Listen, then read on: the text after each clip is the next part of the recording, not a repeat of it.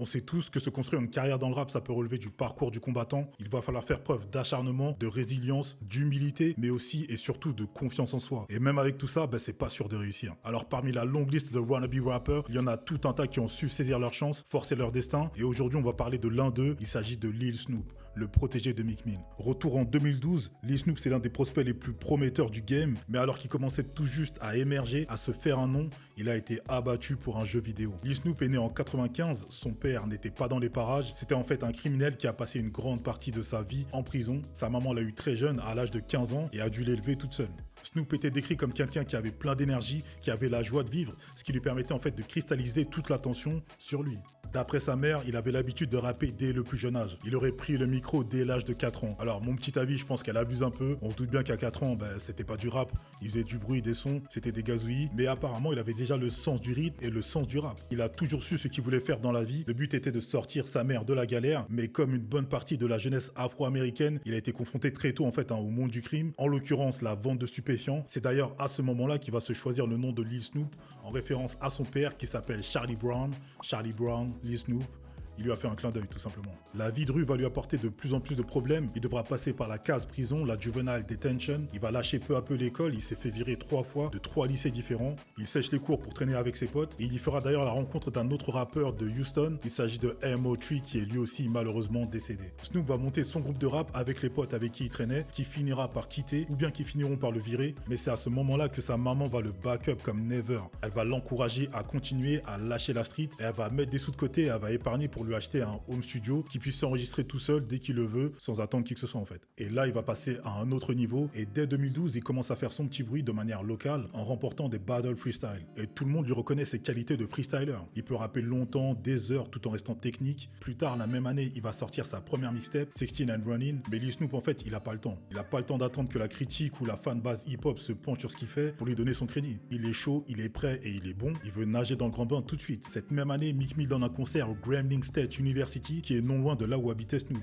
Il y voit une opportunité de franchir une étape et commence à planifier comment approcher Meek Mill et lui donner une copie de ce qu'il fait, de sa mixtape. Et pour cela, en fait, il a un complice, enfin quelqu'un qui a été chargé de la sécurité de Meek Mill pour cet événement. Donc c'était pas compliqué pour Snoop d'approcher Meek Mill, mais la difficulté c'était d'avoir le bon timing pour être suffisamment proche de lui pour lui parler, pour lui glisser le CD. Ce qu'il réussira à faire. Il va se retrouver aux côtés de Meek Mill et il racontera « C'était dingue, j'ai vu son van juste ici, il y avait personne et je savais qu'il était là. » Il s'est approché de la voiture, a toqué sur la vitre, sa mixtape à la main, la lui a donné et est parti sans un mot. Alors, il a tenté sa chance, c'est excellent, c'est bien, mais bien sûr, il peut pas avoir la certitude que Meek Mill a écouté son projet, encore moins qu'il a apprécié. Mais quelques heures plus tard, l'un de ses potes l'appelle en lui disant quelque chose de complètement dingue. Non seulement Meek Mill a écouté sa tape, mais il a kiffé, tellement kiffé qu'il a tweeté sur lui. Plus tard, Meek Mill le contactera personnellement, histoire d'être pleinement convaincu du talent du jeune homme, avant de lui faire une offre qu'il ne pouvait pas refuser. Lil Snoop fera près de 30 heures de bus pour aller voir Meek Mill en personne, et pour rassurer sa mère, il lui mentira. Il lui dira que Meek Mill lui a proposé un contrat, chose qui n'était pas encore certaine à ce moment-là. Après ce long trajet, Lil Snoop il va faire la rencontre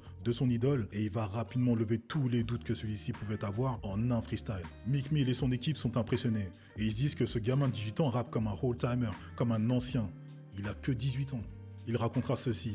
Il freestylait comme si c'était écrit. Rappait pendant des heures sans se foirer. C'était du jamais vu. J'ai jamais vu quelqu'un comme lui. Il freestylait tellement de douleur.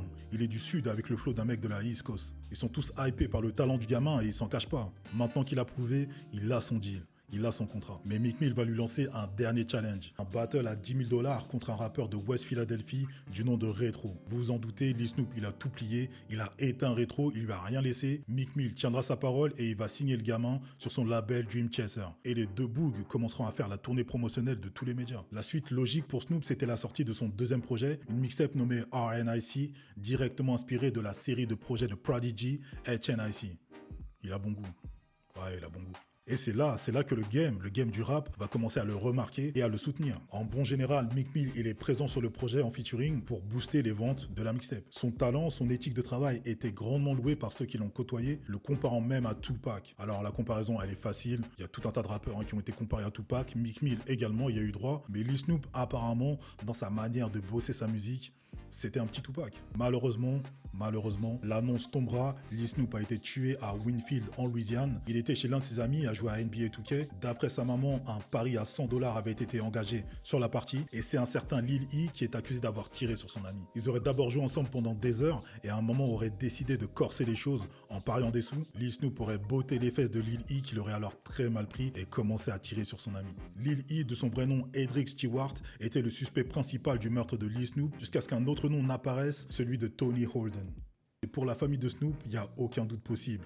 C'est Lil E, l'auteur du meurtre. Il a changé sa version de l'histoire à plusieurs reprises et agissait de manière très suspecte. Les deux jeunes hommes seront arrêtés. Holden sera condamné non pas pour meurtre, mais pour port d'armes illégales. Et la balistique confirmera que ce n'est pas son arme qui a tué Snoop, mais bien celle de Lil E. Malgré cela, l'enquête n'a toujours pas été bouclée et n'est toujours pas résolue. Et personne n'a été puni pour la mort de Snoop. D'après sa famille, ce serait un mélange de laxisme, de paresse et de manque de considération pour la vie d'un jeune homme noir. Les enquêteurs n'auraient pas protégé la scène de crime comme il se doit et des preuves auraient disparu ou auraient été contaminées. Quelques mois plus tard, Lil E sera mêlé à une autre affaire d'homicide et là, il décidera de partir en cavale pendant plusieurs années. Le pire dans tout ça, c'est que Lil E était l'un des plus proches amis de Lil Snoop. Il connaissait tous ses rêves de rap, de carrière dans le rap, et ce serait lui qui l'aurait tué. Alors il démentira à plusieurs reprises être l'auteur du meurtre, mais la balle qui a tué Lil Snoop provenait bien de son arme. Mais manque de preuves suffisantes, manque d'aveux, il n'a pas été arrêté. Aujourd'hui, la maman de Snoop tente de préserver le souvenir de son fils avec le documentaire The Dream Chaser. Pour moi, le court passage de Lil Snoop sur Terre, sa jeune carrière, c'est un modèle de tenter sa chance. Ne pas lâcher l'affaire, forcer son destin, by any means necessary. Le gamin, c'est un modèle de ça. Je vous invite à aller écouter sa mixtape RNIC qui est plutôt bon.